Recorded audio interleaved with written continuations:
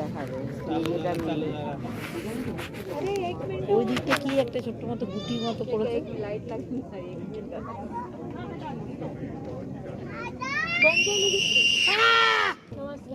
Welcome, ladies and gentlemen. Tourism Development Corporation welcomes you to the Sound and Light Show of Golconda Fort. We are sure that you will find the legendary history of Golconda very interesting. We request you to kindly be silent and refrain from taking pictures or using flash cameras. Kindly switch off your mobiles. The show will now begin in a few moments. Thank you.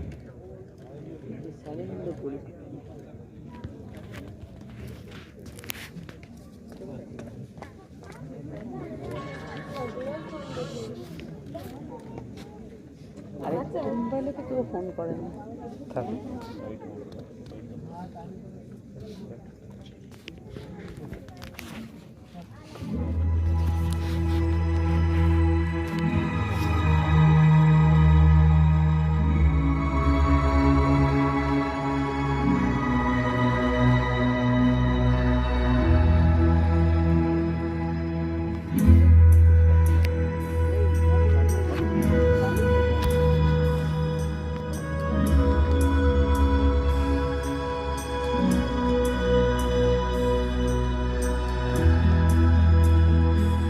एक गुलशन था जलवानुमा इस जगह रंगों जिसकी दुनिया में मशहूर थी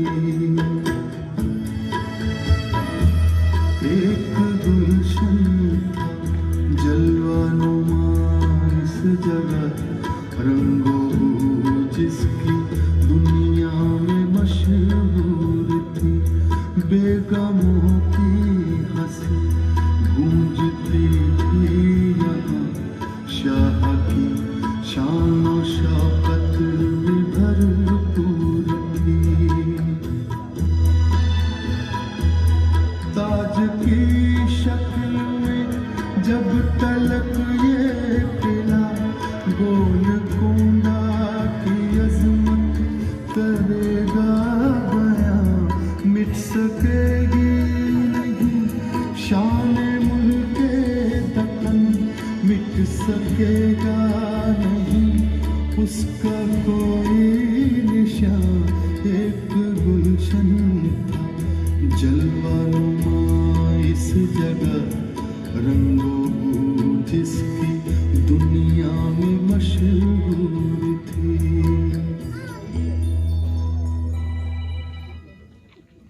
Come, friends. Come visit, please. I shall tell you the story of this fort. You see these stones? If they could speak, what wondrous tales of Golconda they would spin out for us. Tales of fortitude and valor, opulence and splendor.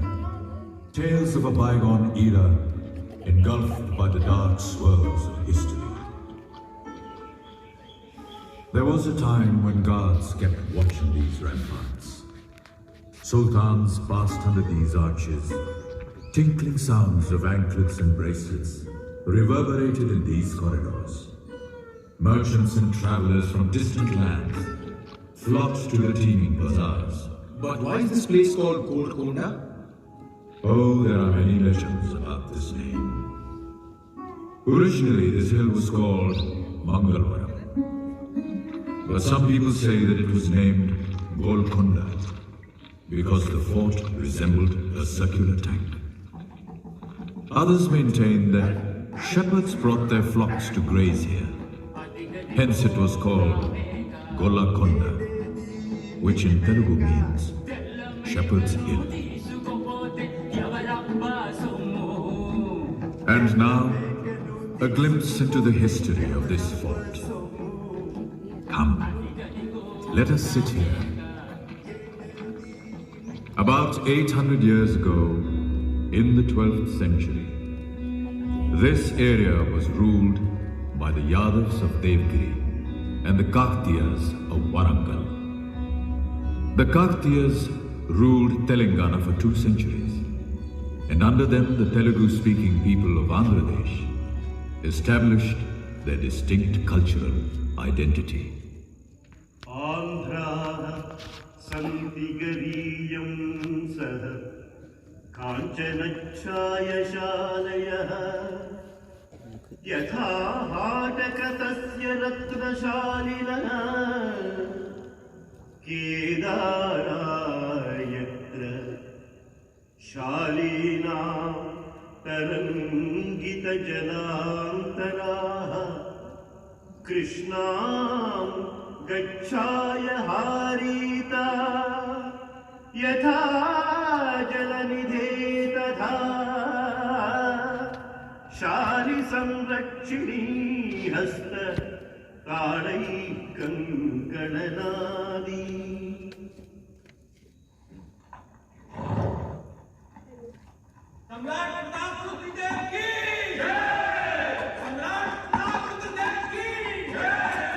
Count Venerable, we have defeated and duly punished the El Feudatory Ambadel. Other rebels who stood by him have also been vanquished. At last we may hope for peace in our land, Maharaj. Not yet, Venerable. We have information that the Turk invader Alauddin Khilji has captured Devgiri. Now he might think of invading Telangana as well. So long as life courses through the veins of Pratap Rudra and valiant warriors like you stand by us, we can face any calamity. But we must be on guard. We will build a new fort here at Mangalwaram, which will protect us against any invasion from Devgiri. And so huge ramparts of mud were raised on the hill, and a strong fort was built here. But the invasions from the north did not stop. The Khiljis were followed by the Tughlaqs, and then neither the Yadavs survived, nor the Kakatiyas. However, the Tughlaqs could not hold the Deccan for long. Why? Because local chieftains like Kapai-Naik organized the people of Telangana to free the land from the Tughlaqs. Besides, the nobles appointed by the Tughlaqs in Deccan also rebelled to break the shackles of the Sultanate of Delhi. In 1347, one of these nobles, Alauddin Hasan Bahman Shah, founded the Bahmani Sultanate in the Deccan. But very soon, fresh clashes broke out between the Bahmani Sultans and the King of Warangal. What caused this fighting? Oh, the usual problem. It was the land between the Tungabhadra and Krishna rivers which became the bone of contention. Who won the fight? The battle was won by the second Bahmani Sultan, Muhammad Shah. In 1363, he defeated Kapai-Naik and forced him to come to terms. Kapai-Naik, this is the second time that we have been forced into military action against you. As long as the spirit to remain free lives within our hearts, Sultan, it is inevitable. We are amazed. If you so dearly cherish your freedom, why did you seek help from Firoz Shah Tughlaq? Have you forgotten that you and we both snatched away our freedom from these Tughlaqs? However, we respect your desire for freedom and we are willing to restore your kingdom to you. But I shall not accede to becoming your vassal. You shall remain independent, but to prevent the possibility of further conflicts, Golkonda will remain in our possession. It shall be our easternmost boundary. And so, Golconda became part of the Bahmani kingdom, which flourished during the next 100 years. During the reign of the 14th Bahmani king, Mahmud Shah, a young man arrived at his court from the famous city of Hamadan in Persia. This young man was destined to change the face, fate, and fortune of Golconda. Sultan Quli, not only your bravery, but your knowledge is also praiseworthy. My lord, it is your magnanimity which sees worth in this humble servant. We hope that your stay at Bido is comforting. Ali Jah, It is indeed gracious of you to have given refuge to me and my uncle in our exile. Then why do you not settle here for good? Arijaz, for me, your desire is a command I cannot disobey. Subhanallah. We hereby bestow on you the title of Khawas Khan and make you a noble at our court. The ascent of Sultan Quli was meteoric. In just 7 years, he became Qutbul Mulk, the governor of Telangana and the Jagirdar of Golkonda. And after the death of Mahmud Shah in 1518, Sultan Quli became independent.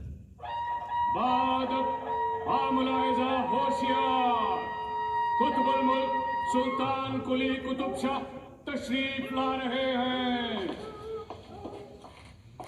Bade Malik, there is peace and quiet in Vijayanagar and Bijapur now.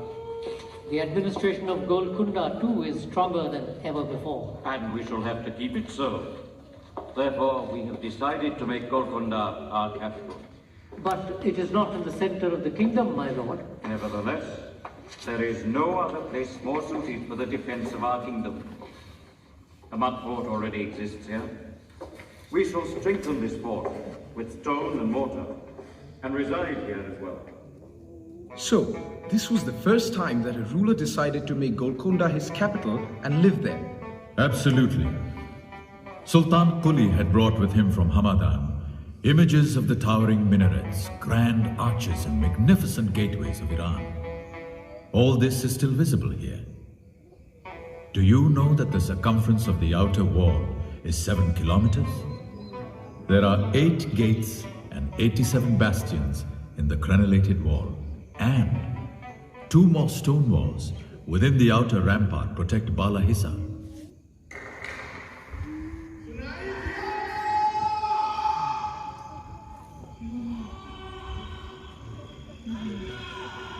What is all this clapping about? Who are these people? Oh, merely tourists. Like you. When you entered the Bala Hisar, you must have come to a grand portico. Some people are standing there, while some others are at the Baradari. The portico has been so constructed that if you stand in the center beneath the roof and clap loudly, it can be clearly heard at the Baradari. This is indeed a remarkable feat of engineering skill. You must realize that there were no telephones in that age. And so, whenever somebody came to the Bala Hisar, his arrival was announced to the guards at the Baradari by clapping. Where is the Baradari? Right at the top of the hill, almost 450 feet away. Look, there it is, there, at the top. From there, one can see the entire area surrounding the fort. The Diwan-e-Khas of the Sultan is just below the Baradari. To reach it, you have to ascend 360 steps. On the way to the Diwan-e-Khas, one comes across various buildings of historical importance, such as the armory, the offices of the Diwan, the mosque of Ibrahim Qutb Shah, the Dad Mahal where the Sultan heard petitions, and the Mahakali temple, built probably by the Kakatiya rulers. The Qutb Shahi sultans must have been very tolerant. Very true. There was no religious intolerance during the Qutb Shahi rule. Where did the Sultan live? Right here. 280 steps descend from the Diwan-e-Khas to the Sultan's residence. Here, where the fabulous Rani Mahals and the Sultan's quarters were situated. This palace, with its luxuriously decorated rooms, open courtyards, verdant gardens and sparkling fountains, must have been a veritable paradise on earth.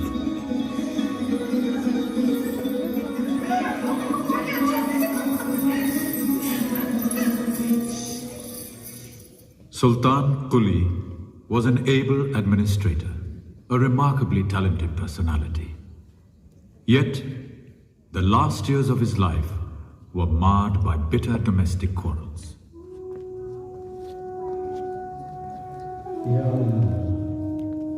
For 60 years now I have been incessantly waging wars. I have laid the foundations of a new kingdom. Alas, whom I may entrust the kingdom, and spend my remaining days in your worship. Ever the eldest passed away before my own eyes. Qutb had no interest in the affairs of state. Jamshed and Golla have proved to be insufferable upstarts. Had I not imprisoned them, they would have put me in chains. Ibrahim, the youngest, is just 13. What am I to do, Yakola? Only you can show me the way. Meanwhile, Yar Quli Jamshed Khan, the third son of Sultan Quli, was busy with his intrigues during his captivity at Golkonda. Believe me, Hamdani, death would be more welcome than this imprisonment. My father will not accept that the kingdom would be safe in my hands. It's really sad, my lord, to see an able prince like you suffering. If my father is not sorry to put me in prison, why should anyone else feel sad?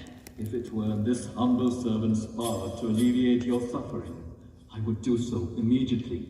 You can, Hamdani. You can. How, my lord? There is only one way out. The Sultan will have to be removed.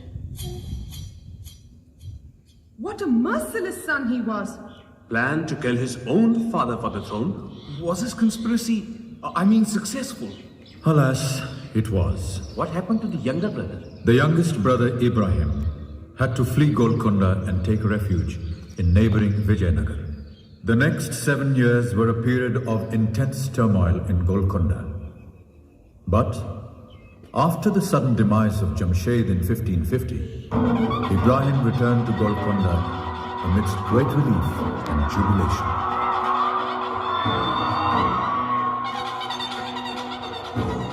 I am so pleased to see you on the throne of Golconda, my lord. Have you forgotten the splendor of Vijayanagar so soon, Bhagirathi? Our Golconda is just a village compared to it. In Vijayanagar, I was an ordinary princess and the wife of an exiled prince. But here in Golconda, I am the queen of the most successful Sultan of the Deccan. Without your constant support, Bhagirathi, we could not have regained our kingdom. Now you must really get down to improving the affairs of the state. We are aware of it. Mismanagement in the past 7 years has caused havoc. It could prove fruitful to deal with the common people in their own language, my lord. If you patronize Telugu, you'll easily win over our people. When we have won your heart through Telugu, Bhagirathi, we shall surely win the hearts of our subjects as well. Within a short period, Golconda made marked progress. Extensive repairs of the fort were undertaken. The famous Hussain Sagar tank was constructed.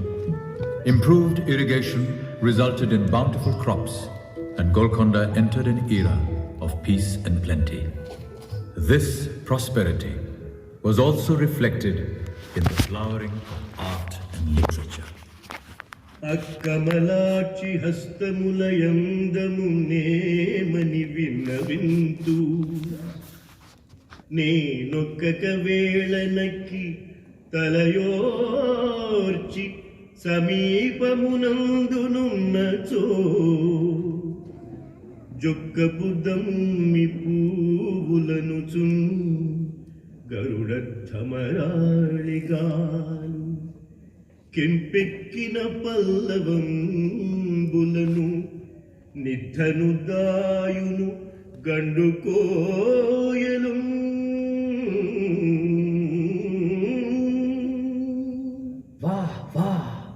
Adbhutam.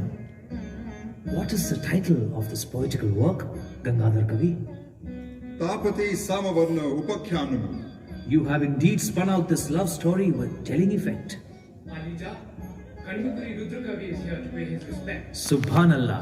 Huzur, Rudra Kavi has written a new work which is both poetry and drama.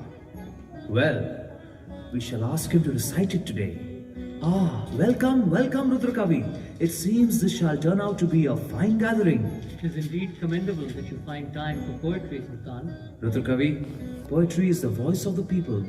Is it not our duty to listen to it? No wonder that the people of Telangana love you so much. Do you know what the people call you? Malikabharam or just Abhiram? It is a gesture of their love, Rudrakavi. Anyway, we have heard that you have written something new. Sultan, I have tried out an experiment in the folk style of Yakshagana. Let us hear a portion of this new work, Rudrakavi. Kanula nashrul krammaga bagatum Aura vidhi vashamani talayutum Yetiki pranamulika nanitalatum Kramarasum munurum munanottum Yegati notunika nani palukum Babure vidhiyani palamu muttum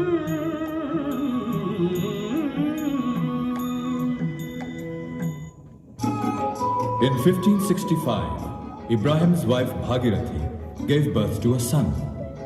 Amidst widespread celebrations, the Sultan distributed largesse and named his son Muhammad Quli. Shah ko Rab ne diya ek beta jiske deedar se dil ho khurram kiye shukrane mein dariya dil shah ne rayat pe bahut lutf karam charkh ne saal waladat pe kaha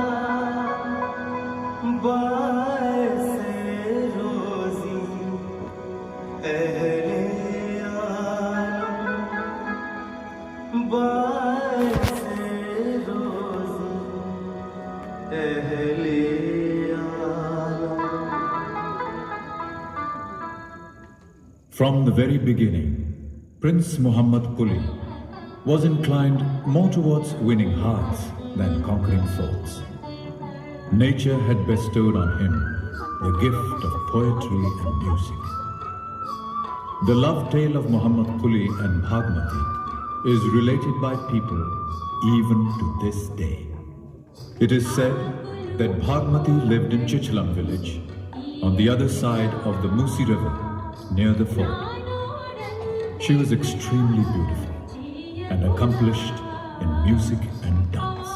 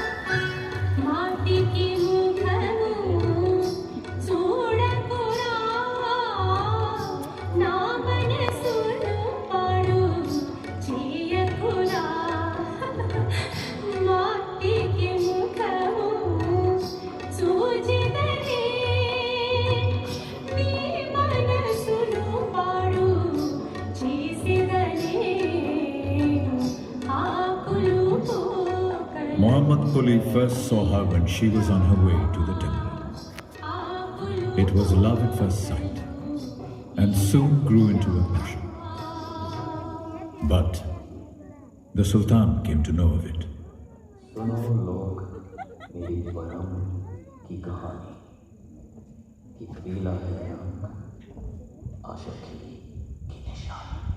Muhammad, Alija, is it true that you are enamored by a dancing girl? Answer, we await your reply. I am in love with her, Alija. With a common, dancing girl. We did not expect this from you. Alija, I can't live without her. You have lost your senses. It is our order that you shall have nothing to do with her henceforth. You are not to leave the fort till this madness is over. Not even the severest royal edict could check this passion. One stormy night, the prince risked his life to go and meet his beloved.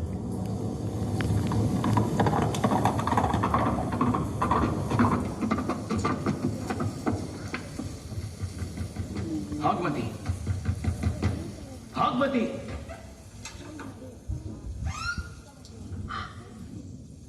You, my lord? In this stormy weather? Yes, Bhagwati. I couldn't stay away. How did you find your way in the dark? There was the flame of your love in my heart. Your face was beckoning me like a beacon at night. You should have never taken such a risk. Do you think I could live without meeting you? Each breath of mine, each heartbeat is for you. For you alone. My love. It is said that when the Sultan came to know that the prince had risked his life to meet Bhagwati, all restrictions were withdrawn.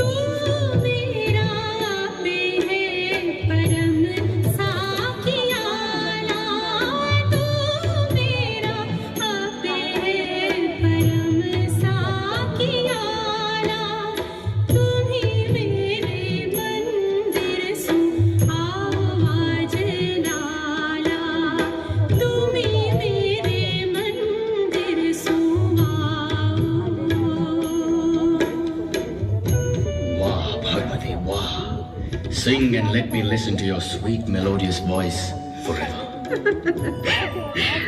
You say this because it is your ghazal that I'm singing? The poem is mine, no doubt, but it is you who are present in each and every word of the song.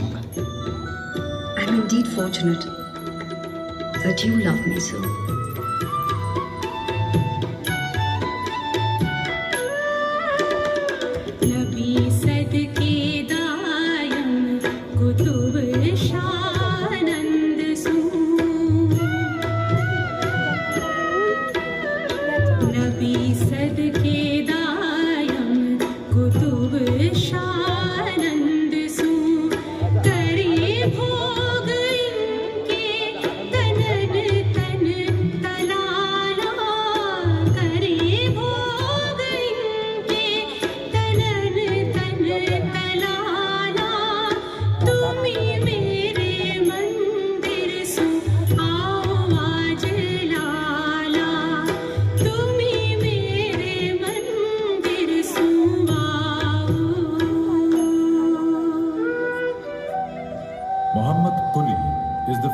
Urdu poet whose verse was issued as a collection. He must have been a contemporary of poets such as Surdas, Mirabai and Tulsidas. Indeed. And like these great poets, Muhammad Quli also disregarded the barriers of caste and creed to depict the lives and customs of his people.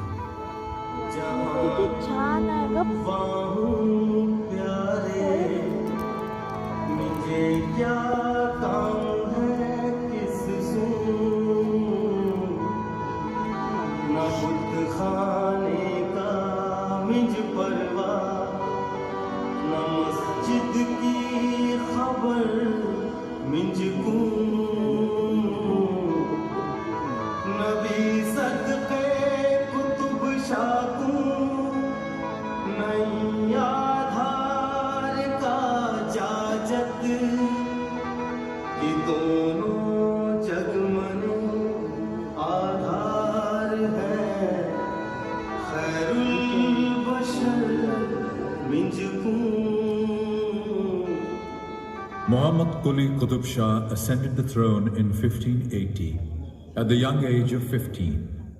The foundations of the Sultanate were secure and there was peace and prosperity in the land. Golconda now entered its golden period, which was to last for the next 50 years. Well now, tell me, have you ever seen diamonds? Diamonds?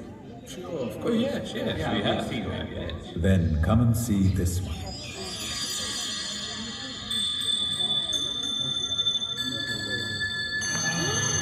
What an enormous diamond! Look at its brilliance! Can you tell me what this diamond is called? This is the Koh-i-Noor diamond. It was with the Mughal Emperor Shah Jahan. Then it passed through the hands of the invader Nadir Shah and the King of Punjab, Maharaja Ranjit Singh. Finally, it reached the British. But we have heard that the Koh-i-Noor adorns the British crown. The Koh-i-Noor is still in Britain. This is just a replica. Diamonds from the mines of Golconda were renowned throughout the world.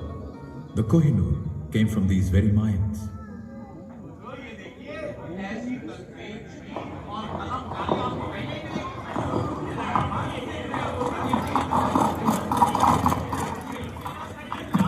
Well, Farishta Sahab, you have come from Persia and you have visited many places. What do you think of our Golconda? Allah Mirza Sahab, words are not enough to describe this fabulous kingdom. One sees all kinds of goods in the markets and is vintage. That is why merchants from Persia, Arabia, Turkey and Europe are drawn to him in such large numbers. I am collecting material for a historical treatise at present. I feel that it would not be considered complete without a proper mention of Golconda.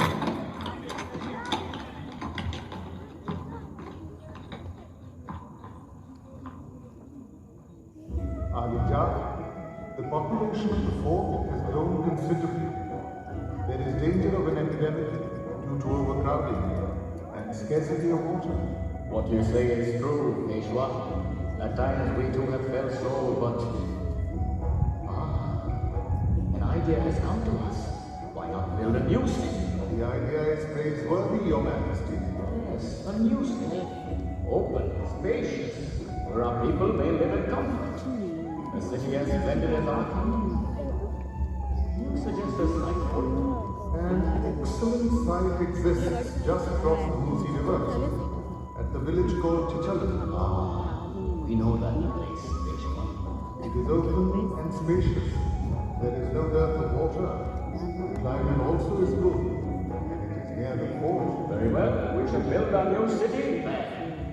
It is said that Muhammad Quli named the new city Bhagnagar after his beloved Bhagmati. Later, when he bestowed the title of Hyderabad on her, the name of the city was changed to Hyderabad. मनाजात मेरी तू सुन या समी मुझे खुश तू रख रात दिन या समी मेरा शहर लोग आंसू मामूर कर रखिया जू तू दरिया में मिन या समी. The golden age of Golconda continued even after Muhammad Quli. But, as the sages say, periods of wealth and prosperity are often followed by severe trials and tribulations. The prosperity of Golconda drew the attention of the Mughal Emperor in Delhi. In 1653, Prince Aurangzeb was made the governor of Deccan by Shah Jahan. Aurangzeb was fired by the ambition to completely subjugate Golconda. 3 years later, in 1656, the Mughal army invaded the kingdom. Who was on the throne? Abdullah Qutb Shah, the grandson of Muhammad Quli. Aurangzeb besieged the fort for a month and a half. Finally, Hayat Bakhshi Begum, the mother of Abdullah Qutb Shah, was forced to step in. We cannot tolerate this situation any longer. Is Prince Aurangzeb bent upon destroying our kingdom? No one knows what is in his heart, Ma Sahiba. We have tired of appealing to him. Anil Mulk, we wish to hear your opinion. Prince Aurangzeb has charged us with breach of treaty, Ma Sahiba. He says that the annual tribute has not been regular, and the difference in the exchange rate has not been adjusted. These are matters to be dealt with by accountants and finance officers. They cannot be solved by besieging the fort with the army. There is also information that the Emperor has sent a farman after considering our appeals. But Prince Aurangzeb has kept it a secret. We have understood the matter, Anil Mulk. Please have a message sent to Prince Aurangzeb in the Mughal camp that we wish to meet him in person. The meeting of Hayat Bakhshi Begum with Aurangzeb had the desired effect. A treaty was drawn up by which Abdullah gave the hand of his daughter in marriage to Aurangzeb's son Muhammad Sultan, along with the Jagir of Ramgir and a large amount as indemnity. Surely, this must have dealt a severe blow to the prestige of the kingdom? Certainly. Many changes took place in the state of affairs. Dr. Bernier, the French physician of Shah Jahan, described these changes in his travelogue. Aurangzeb's ambassador at the court of Golkonda speaks and acts with the uncontrolled authority of an absolute sovereign. The Sultan lives a secluded life at the Golconda Fort and does not appear in public to attend to the administration of justice according to the custom of the country. 16 years passed in this manner. Then, in 1672, Abul Hassan, the son-in-law of Abdullah Qutb Shah, ascended the throne. Abul Hassan, popularly known as Tana Shah, had spent the early years of his life as a disciple of the famous Sufi saint Shah Raju. This had bestowed on him the ability to understand the problems of his people and to overcome adversity through fortitude. He was capable, far-sighted, and tolerant. Soon after ascending the throne, he appointed a Brahmin, Madanna, as his Diwan.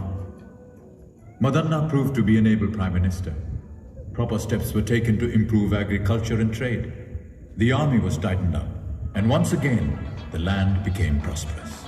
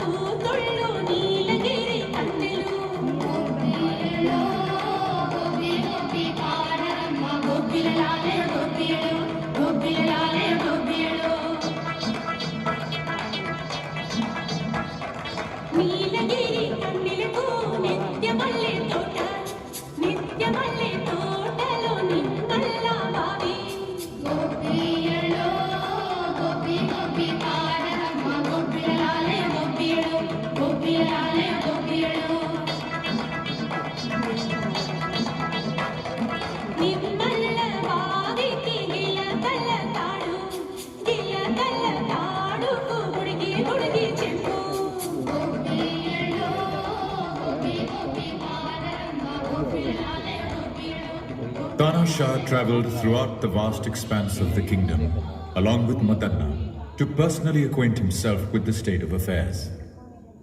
On one such tour, the royal entourage, made camp at a small village. Look, Sultan has come. Yes, that's him, all right. He's very kind. He has ordered a new well to be sunk here. Diwan Madanna Pandit, ask these villagers if they need anything else. By your grace, we lack nothing. We only needed water, and you've seen to that, Sarkar. Sarkar, shall we entertain you?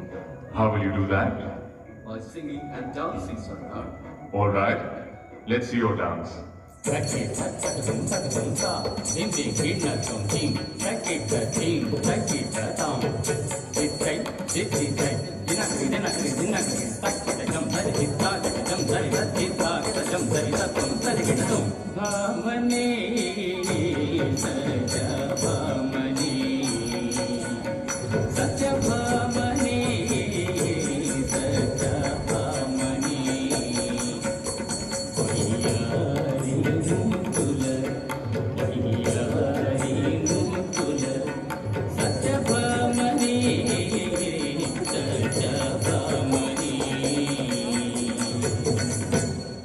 Subhanallah, what is this dance called? There is no name for this dance, Sarkar. Then it shall be known by the name of your village, Kuchibudi. We grant this village to you and your descendants, so that you may keep this dance alive forever.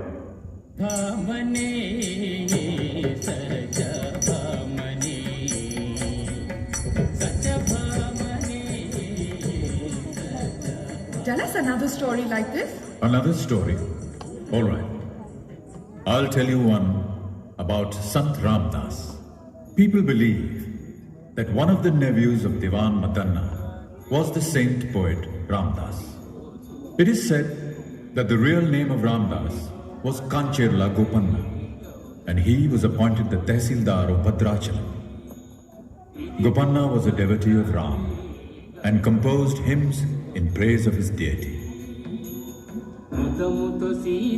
ಮುದಿತ ಲಕ್ಷ್ಮಣನು ಕನಸಿ ಕೊಲುವಾಗ Raghupati ಉಂಡೆಡಿ ಇದಿಗೋ Bhadradri Gautami ಅದಿಗೋ ಚೂಡಂಡಿ ಇದಿಗೋ Bhadradri Gautami ಅದಿಗೋ ಚೂಡಂಡಿ ಚಾರು ಸ್ವರ್ಣ It so happened that Gopanna spent 600,000 rupees out of the state revenue to build a temple dedicated to his favorite deity.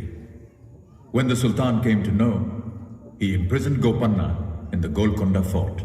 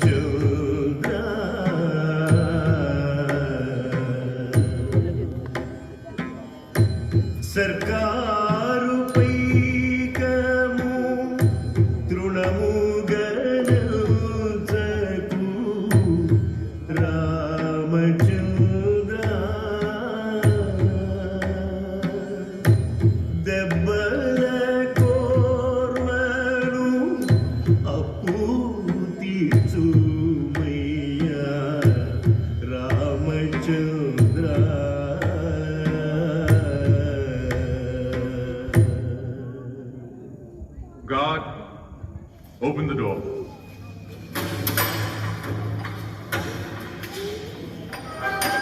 Sarkar, is it you? Here, in this prison? Yes, Gopanna. We have come to set you free. But Huzur, the amount taken by me... It has been paid. Who paid this amount? 2 young princes. I had never seen them before, but they had a divine radiance. They must be my Lord Ram and his brother Lakshman. Your devotion is indeed deep and true, Gopanna. You are undoubtedly Ramdas, Bhakta Ramdas. This is really a miracle. Now this is what one would term as true devotion. Well, let us come back to the story of Golconda. On one hand, Golconda was once again witnessing an era of prosperity, and on the other, dark clouds were gathering on the horizon. In 1686, the Mughals once again intensified their campaign against Golconda. Aurangzeb had now become emperor and wished to conquer Golconda at any cost. So the battle must have been terrible. Indeed, the siege continued for 8 long months. The Mughal commanders despaired and became weary, and the morale of the soldiers drooped. Finally, Aurangzeb sent a message to the commander of the fort, Abdur Razzaq Lari, with tempting offers of favors and rewards. Abdur Razzaq, the Emperor of India is impressed by your bravery. If you come and join the Emperor Alamgir, he will give you a position at court, make you a Mansabdar, and bestow many other favors. Never. This war to me is like the battle at Karbala. I would rather embrace death than join the Mughals. But there were others who were more than willing to be bought. Another general accepted the bribe and opened the gate at night. Sir, wake up! What? Wake up, sir! What? The Mughals have entered the fort. Enter the fort? How? By treachery, sir. Some traitor has opened the gate. Curse on him! Sound the alarm and call the men to arms.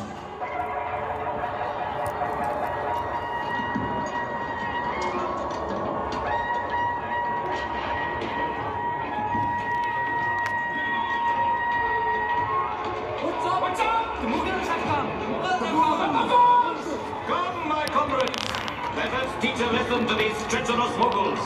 Come, let's go! Allahu Akbar!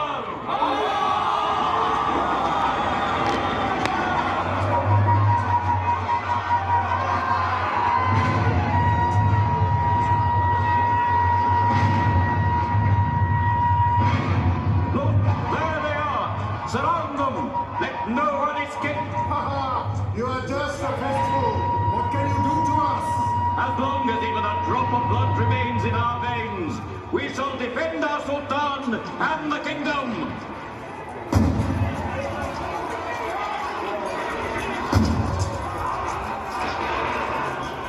It was an unequal struggle. In the end, Abdur Razzaq, deeply wounded, fell down under a tree in the Nagina Bagh, just outside the palace.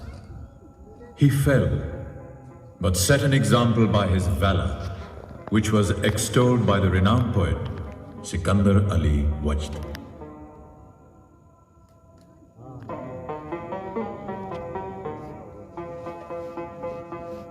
शमशीर दक्कन तूने अजब धाक बिठा दी दुश्मन को शबे गोद की तस्वीर दिखा दी ऐ मर्द खुदा कदर वफा तूने बढ़ा दी कुर्बान तेरे मालिक के लिए जान लड़ा दी जब तक ये निजाम सहर व शाम रहेगा तारीख दिलेरा में तेरा नाम रहेगा तारीख दिलेरा में तेरा नाम रहेगा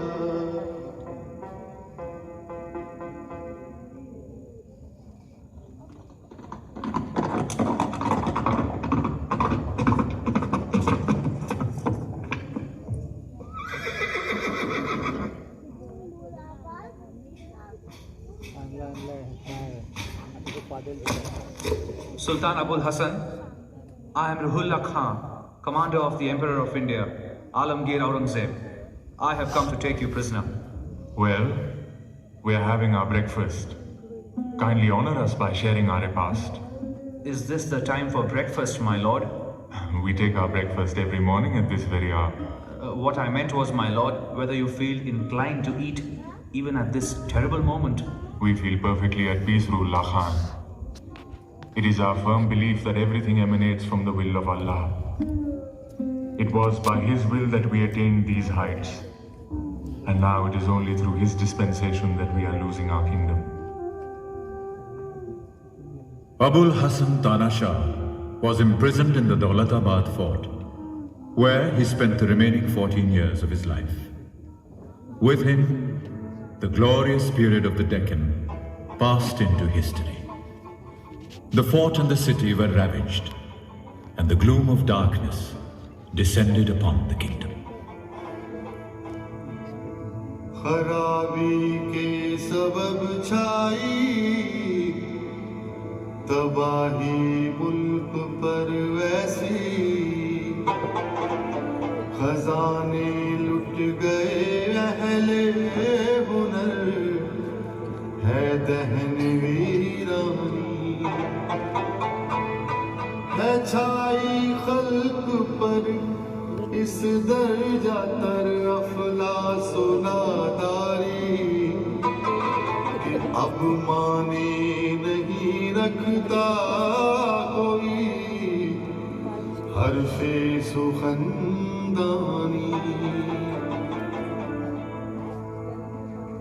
The story of Golconda ends here. After the fort was captured, the administration of the land was carried on from Hyderabad by the Mogul governor Nizam and his descendants. There was none who would take care of the fort. Now only these untenanted buildings of Bala Hisar and the vacant bastions of the fort are the relics of Golconda's past. These rocks and ramparts are the sole witnesses of that splendor.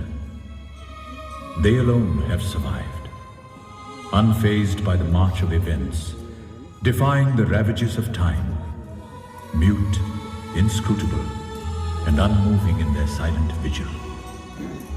The legacy of India's glorious past.